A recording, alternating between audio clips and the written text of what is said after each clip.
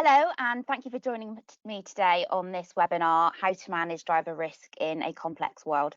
I really hope you find the information useful, and if you have any questions or want to find out more, my email address will be in the top right-hand corner throughout the session.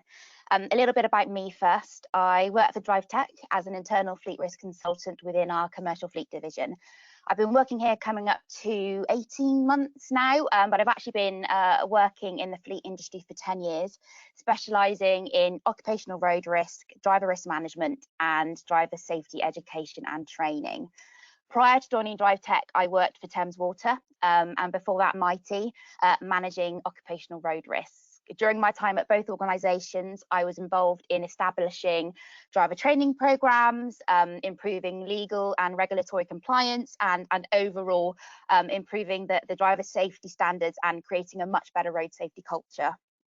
Working at DriveTech, now I advise complex organisations with really diverse fleets on best practice and effective strategies to help them manage driver risk.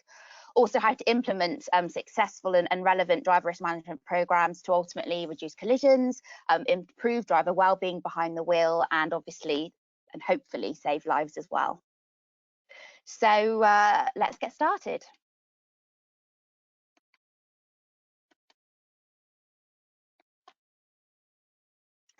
The main topics I'll be talking about today are why manage driver risk, managing risk post-pandemic, driver mental health and well-being, electric vehicles, and advanced driver assistance systems, or ADAS. I could probably have whole presentations on each of these topics, but I wanted to talk about each on today's session as they are all really very relevant, especially in today's world. I'm hoping to keep this to about half an hour, so I'll provide overviews of each topic with some high-level details and hopefully some key takeaways and salient points for you. So why manage driver risk? Driving is the most dangerous work activity that most people do, and it contributes to far more accidental deaths and serious injuries than all other work-related activities. Very few organisations can operate without using the road. Millions of vehicles, lorries, vans, taxis, buses, emergency service vehicles, company cars, motorcycles, bicycles are all used for work purposes every day. So why should organisations like yourself manage this risk? The reasons can be summarised quite easily, I think, into three categories. So the law.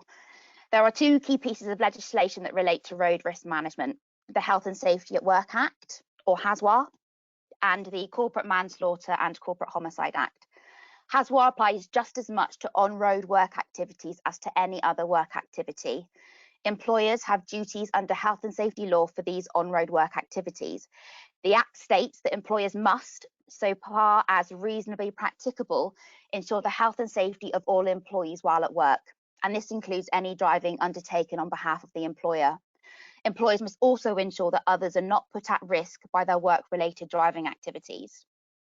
Employers are responsible for ensuring that work-related journeys are safe, staff are fit and are competent to drive safely, and the vehicles that they use are fit for purpose and in a safe condition. If one of your employees is killed, for example, whilst driving for work, and there is evidence of serious management failures that resulted in a gross breach of a relevant duty of care, your company or organisation could be at risk of being prosecuted under the Corporate Manslaughter and Corporate Homicide Act. Organisations convicted of this face unlimited fines that are linked to annual turnover, remedial orders and publicity orders as well. Managers convicted under the Health and Safety Offences Act can also face high fines and prison sentences. You also have duties under road traffic law, such as the Road Traffic Act. Regulations require employers to ensure that vehicles are used for work purposes are safe and legal to be used on the road, and that drivers are properly licensed and insured. Employers can be held liable for various cause or permit road traffic offences. For example, it is an offence to cause or permit someone to use a handheld mobile phone whilst driving, or to use a vehicle in a dangerous condition. Individual drivers as well can also face fines and penalty points, driving disqualifications, and in serious cases, imprisonment under road traffic law. These are UK laws and UK legal requirements. If you operate a fleet of vehicles internationally or have employees that drive on business in other territories, you should be aware of the relevant laws and requirements within these countries as well. Financial. There are obvious financial reasons for managing occupational road risk. With effective management, organisations can see a reduction in vehicle collisions and incidents, resulting in reduced accident repair costs and potentially lower insurance premiums. Having a trained driver population with an awareness of road safety and good driving skills and behaviour can result in less wear and tear on your vehicles, potentially less brake pads and clutches being worn out, thus extending the life of your vehicles and increasing their reliability and utilisation on the road as well. Also, the less time vehicles are off the road in repair shops and garages, the higher utilisation of vehicles, less downtime and better employability. And if you use short-term hire vehicles, which can be very expensive, there is obviously a reduced requirement for these, as fewer of your vehicles will be off the road. Worth mentioning as well, with improved driver behaviour and driving skills, you can achieve significant fuel savings, one of the biggest expenditures for many fleets. If drivers are driving their vehicles better, less harsh braking, harsh acceleration, etc., fuel consumption will reduce. A safe driver is also an economical driver. And finally, social responsibility. I've already touched on fuel reduction, and this will have a positive impact on the environment by reducing your carbon footprint. And if you have a sustainability, environmental, or corporate social responsibility policy, this can support that. Ultimately, managing road risk within your organisation is the right thing to do. And why wouldn't you want to ensure that your employees were fit and safe to drive on business for you? Having an effective driver and road safety programme can increase staff morale, improve staff retention, it's good for your corporate image, especially if you have liveried vehicles, and can also positively affect the communities that you work in and the roads that you and your drivers drive upon. It's important to remember that your employees share the road, and their behaviour behind the wheel can and will have an impact on other road users. So, managing risk post-pandemic. What an extraordinary year 2020 was. We have faced and are still facing now new challenges, the likes of which we are unlikely to have predicted or prepared for. The COVID-19 pandemic has turned many aspects of fleet management on its head, but the need to manage risk isn't one of them. The responsibility to ensure driver safety remains the same, but COVID-19 has changed how it can be done. With the mass adoption of working from home or drivers returning to work after a period of furlough, there are concerns that drivers are becoming or have become deconditioned to daily driving. Be aware of this and make plans for driver skill fade or reduced confidence, even anxiety behind the wheel. Some drivers may need refresher training to refresh their skills or improve their confidence getting back behind the wheel. Engagement as well is proving to be an issue as fewer drivers come into contact with their fleet managers or their line managers, both of which have responsibilities for the safety of employees whilst they're on the road. This lack of visibility and reduced engagement between drivers and management can have negative effects on driver and road safety culture within your organisations. The mental health and well-being of drivers has become an increasing focus in recent years, and COVID-19 has drawn this into even sharper focus.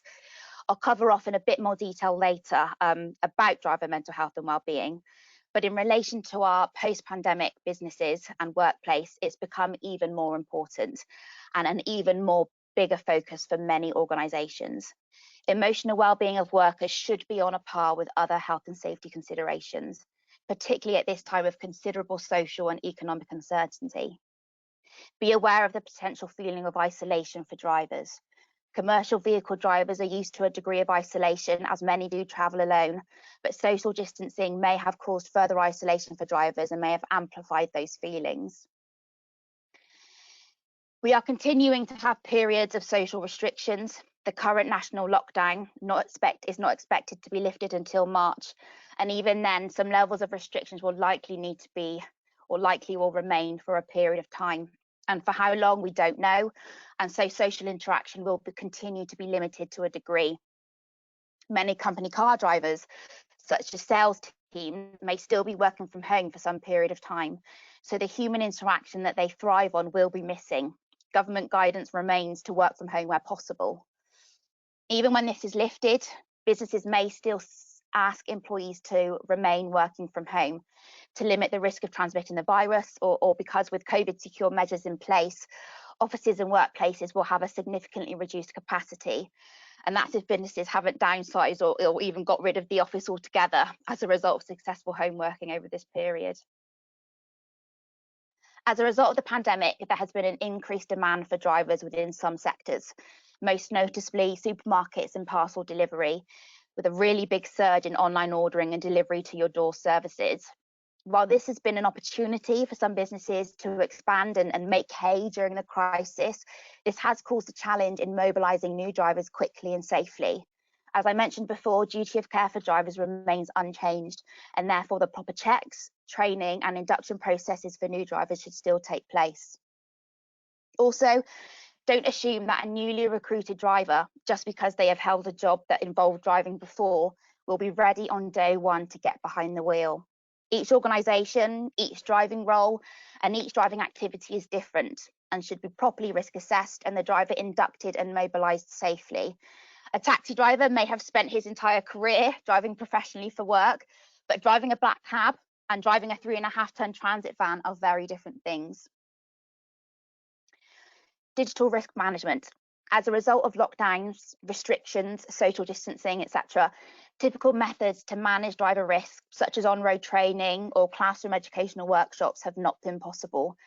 Working for DriveTech, a driver training company, I've seen firsthand the absolute complete stop of on-road training and other face-to-face training when the first lockdown was announced in March last year. And unfortunately, the same has happened this year with the current lockdown. However, driver risk does still need to be managed, and this is where digital risk management can help. There are digital solutions that can help businesses still effectively manage driver risk. For example, DriveTech offers its customers driver education and training workshops online now via a virtual classroom. We're also exploring virtual in-vehicle training, which enables a driver to undertake an on-road training course without the trainer physically present in the vehicle with them. Access to the core data, such as license check information, collision data, etc., which help measure fleet and driver safety, has remained largely unaffected by the pandemic. You may already use tools, online tools, such as online risk assessments to help determine a driver's risk on the road. Also, telematics data plays a vital role in risk management and has long been used to look at behaviour behind the wheel and ultimately a driver's risk. What the pandemic has done is it has accelerated innovation in the intervention space of driver risk management. Once you've identified a risk or a concern with a driver, the intervention to manage it or mitigate it, that risk, still needs to come next. I've already mentioned virtual online classrooms, but also access to training content, e-learning, driver safety messages, etc., can also be readily accessed now via driver apps, downloaded on a driver's smartphone. DriveTech, we've developed a series of 365 animated videos, no longer than 2 minutes in length, covering key driver messages, covering key driver safety messages, risk topics, tips and advice that can be delivered every day to a driver via a driver app on their smartphone. It's a digital intervention to help manage risk and improve driver safety awareness within our organisations. Many vehicles have been mothballed, excuse me, or stood down for an extended period of time as a consequence of fleets scaling back their operational activity. It's important that when vehicles are returned to action and service, the correct checks and maintenance are still undertaken and the vehicle is roadworthy. A vehicle health check can often be provided by your fleet management or SMR provider. Keep in mind as well the 6-month MOT extension that was granted by the DVSA. If your organisation took advantage of that, ensure that those vehicles are A, roadworthy and safe to drive, and B, are booked in for their MOT in a timely manner as to avoid missing the 6-month extension deadline. On the flip side of a mothballed fleet, some organisations and frontline services in particular have seen the utilisation of vehicles increase during the pandemic. I've already mentioned supermarkets, home delivery and parcel delivery businesses. With higher mileages, your vehicle service and maintenance schedules are likely to need to be brought forward. Daily vehicle checks as well are even more important when you have vehicles being used a lot more. Is there something wrong with the vehicle? if there's something wrong with the vehicle, these daily checks are your first line of defense in preventing the vehicle being driven in an unsafe condition. Make sure you have a robust and communicated process in place for vehicle safety checks, and your driver and line managers are aware of their responsibilities in this regard. And finally, on this slide, increased grey fleet risk. The increase in working from home during COVID-19 is believed to have led to an increase in the number of employees using their own vehicle for work purposes. For those that may not be familiar with the term grey fleet, a grey fleet vehicle is a vehicle owned and driven by an employee for business purposes. Vehicles used by an employee under a cash allowance schemes are also considered grey fleet vehicles as well. There's evidence to say that this increase in grey fleet vehicles is likely to continue beyond the pandemic. This is because businesses are planning for less face-to-face contact, and also that home working is likely to continue in a greater capacity than before the pandemic. With this in mind, it's really important that organisations have comprehensive grey fleet policies and procedures in place. These include setting out minimum vehicle standards that employee-owned cars or vehicles meet, such as a minimum Euro NCAP safety rating, vehicle age, CO2 emissions, and breakdown cover. Any policy should also state the responsibilities of the employee in relation to their vehicle, including that it must be appropriately taxed, insured with business use insurance, and maintained appropriately to comply with the laws of roadworthiness. Also, that it's being serviced in line with the manufacturer's guidelines. As an employer, you will be required to prove this and have proof of this. So you should have processes in place to capture this vehicle information and monitor it for compliance with your policy. Review it at least annually as well. DriveTech, we offer a convenient and easy solution for grey fleet management that captures all the required vehicle details and enables organisations to easily monitor compliance and ensure that they are meeting their duty of care obligations. Also worth mentioning, any grey fleet driver should still be subject to the same checks and processes undertaken on employees that have a company-provided vehicle. For example, driver licence checks or risk assessment and risk profiling. You shouldn't treat a grey fleet driver any differently to a driver who uses a company vehicle. Now, before I move on to our next topic, I would like to show you a short video about DriveTech and what we do to support organisations in managing driver risk.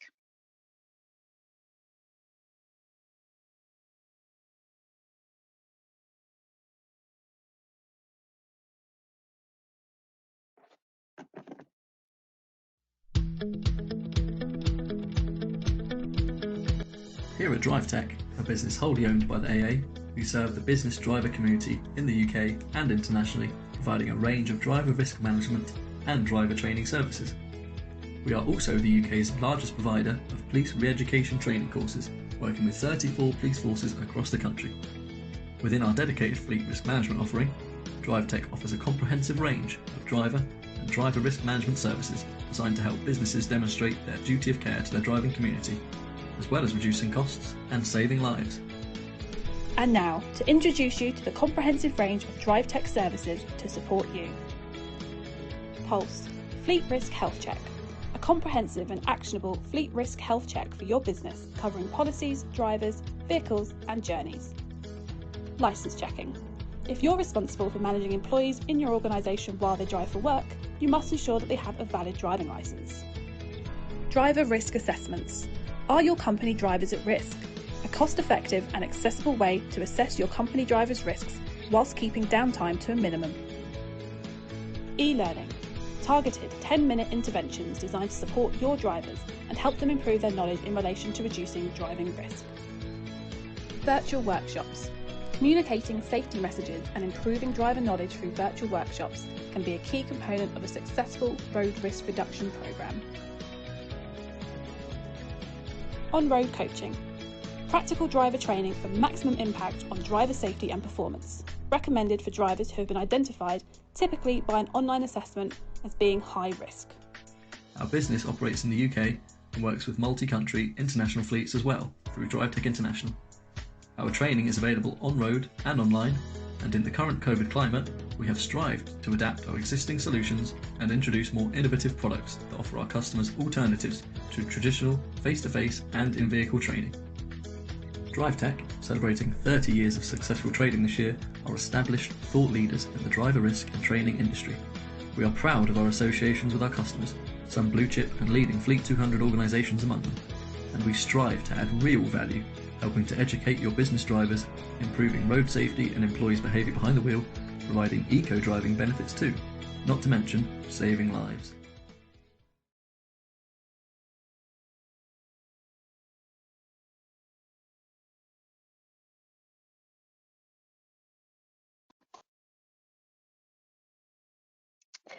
Right, I'll just move on.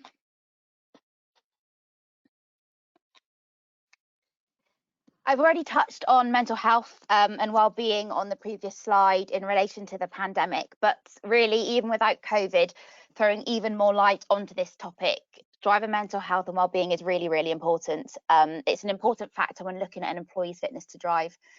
Professional drivers have actually been identified as a high-risk group when it comes to mental health, and 1 in 4 people, I'm sure you know, will experience a mental health problem in the UK every year. Unfortunately, checking a driver's mental health isn't quite as easy as checking their driving license. Mental health can impact on driver safety, making drivers more likely to take risks and be less cautious. Lapses in concentration, fatigue, and road rage are all potential indicators of poor driver well-being, and all of these are high-risk behaviours that increase the likelihood of collisions on the road. Workplace stress can also have an adverse effect on a person's ability to drive and their behaviour behind the wheel. There's plenty of research that shows a link between driver stress and unsafe driving behaviours, such as poor road positioning and aggression. And aggression obviously relates to greater speed and road traffic violations as well. In the UK, the increasingly demanding work culture is one of the biggest contributors to stress among the general population. Identifying stress as early as possible should be an important part of managing risk among business drivers. There are other key contributors to stress, such as financial well-being, relationships, bereavement, the risk of unemployment, and all of these has very much been exacerbated by the COVID-19 pandemic this past year. What employers can do to help with driver mental health and well-being is to promote openness about mental health, make it a focus and a priority within your organisations. Fleet and line management should keep the conversation open with drivers and be available for drivers to express any potential concern that might impact on their driving activity. A two-way communication process to show management are listening and willing to create change is necessary. The use of technology can help actually in identifying mental health issues and can also provide a means to improve it. Telematics technology can identify any trends or changes in driver behaviour behind the wheel. Is there a significant increase in speeding of a driver, or has there been more harsh braking, for example, detected? Is this a sign of a stressed driver? Is this a sign of a stressed employee? Perhaps even a driver has had multiple collisions over a period of time. Is this an indicator of something else going on with that driver or with your employee? For improvements, technology such as Microsoft Teams and Zoom can offer much needed face-to-face interaction. Zoom has become a lifeline for many families in helping them stay connected during the pandemic. Video calls and conferencing should be used in the workplace as well, and not just for work meetings, but to have social catch-ups, informal chats between colleagues. I know personally that I'm missing the kind of water cooler, kitchen chit-chat and social interaction with colleagues that being in a shared workplace, such as an office, provides us. Informal video calls can go some way to help fill that gap. Actually, with my own team at DriveTech, we have a kitchen table catch-up every 2 weeks. It's informal, it's at the end of the day on a Thursday, there's no agenda, and it's an opportunity for our team to just get together virtually and have a chat, basically. Often there's a glass of wine or a beer on the go. We don't talk about work typically, but it's just a bit of a chance for us to let off steam a bit, talk socially and kind of reconnect. It helps us keep connected as a team and provides us that social side of work that we do miss. I would advise including mental health in your health and safety policies and set targets for improvement. The number of employees that are off work with stress and the number of workdays lost due to stress are useful and really easily obtainable measures of mental health within your organisation and its employees. It's a good temperature gauge. Routinely monitor the mental health and well-being of your staff by scheduling regular one-to-ones and include open questions such as how are you feeling, or is there anything bothering you or concerning you at the moment as part of the conversation. Make sure that these are done using a video call if a face-to-face one-to-one isn't possible. Ensure that all staff know who they can go to and not just their line manager for a confidential chat.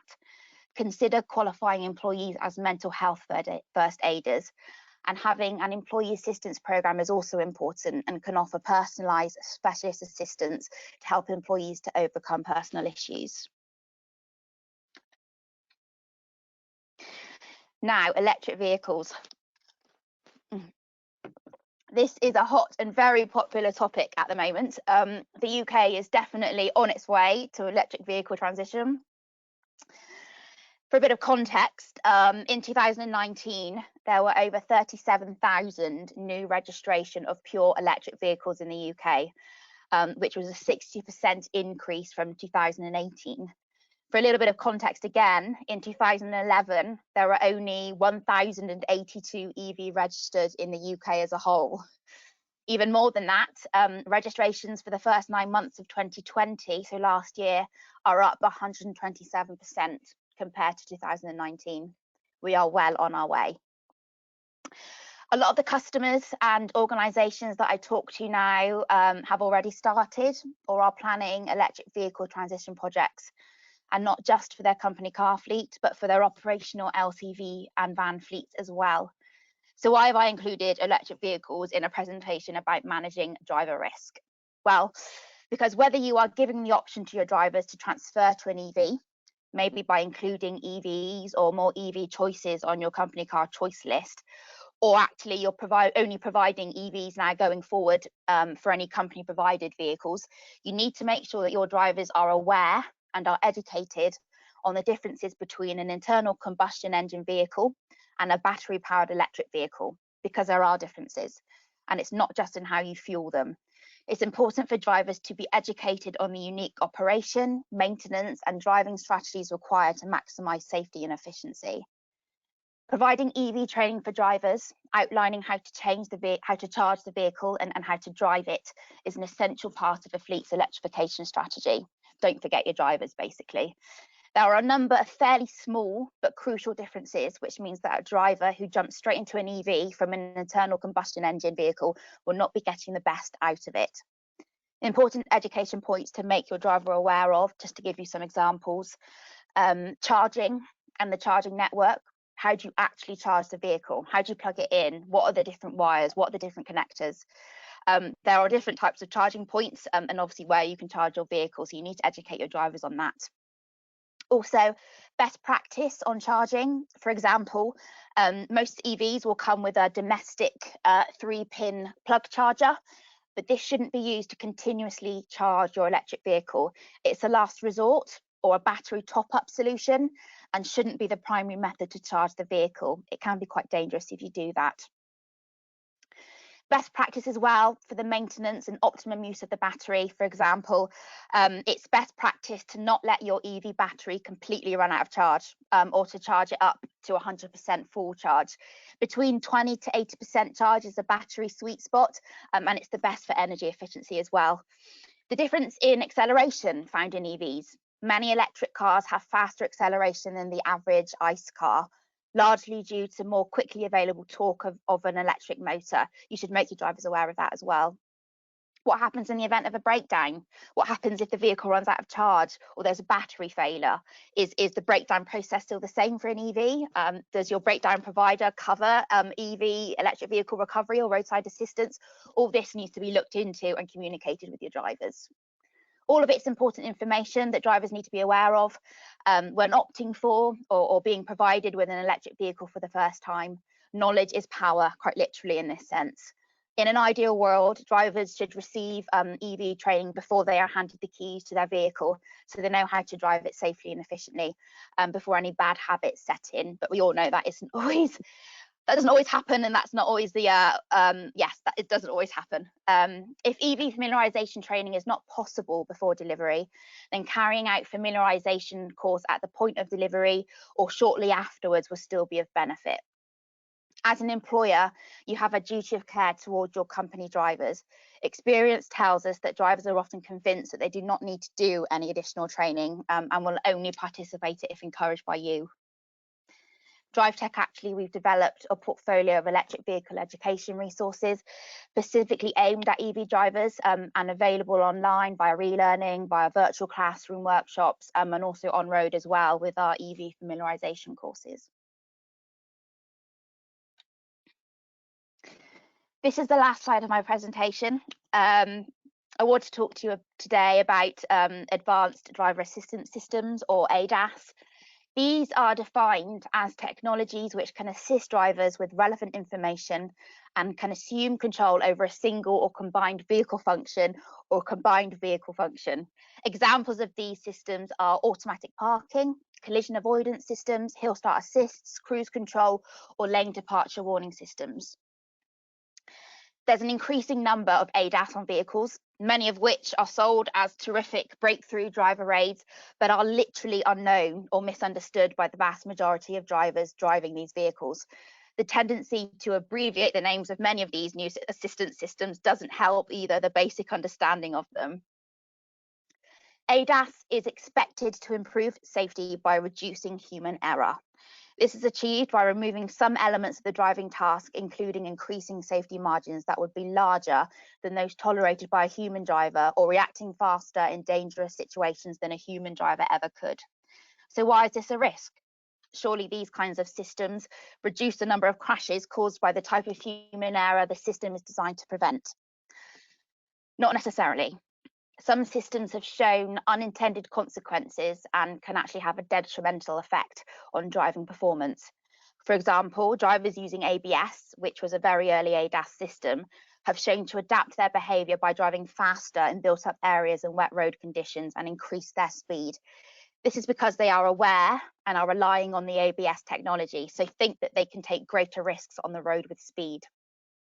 Sometimes drivers change their behaviour in response to the new technology, and the intended safety benefit isn't always realised.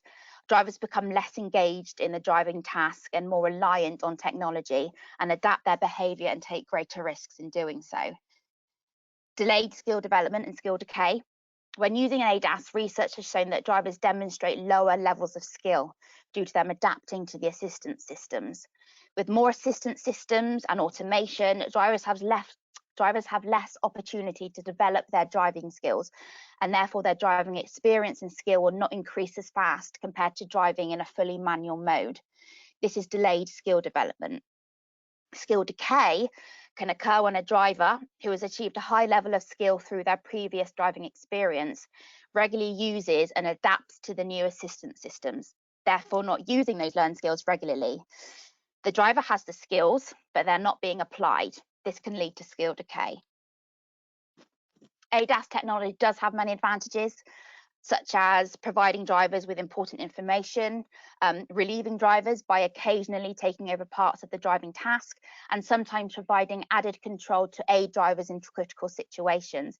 These advantages could potentially improve driver performance and reduce crash rates, which is obviously a great benefit. However, ADAS also means that more driving subtasks are being taken away, and this can lead to driver disengagement. Also, with increasing automation, driver skills will be lost and new skills will be needed. Driver training needs to address the requirements for driving in today's vehicles so that drivers are prepared and know how to use the assistance systems properly. Training should also be used to avoid or mitigate delayed skill development and skill decay. Most importantly, driver training must focus on how to ensure that drivers remain alert and vigilant whilst using ADAS. The driver is still the single default owner of safety when driving a vehicle and should not feel that they have delegated this responsibility to the assistance systems. The systems are there to assist, not to override, and the driver must clearly be aware that they still make the final call for safety when they drive that vehicle. So that's the end of the session. If you've made it this far, thank you very much. Really hope that you found the information useful. If you want to find out more or have any questions, my email address is in the top right of the screen, and I'm also on LinkedIn if you'd like to connect with me on there. Thank you very much and take care.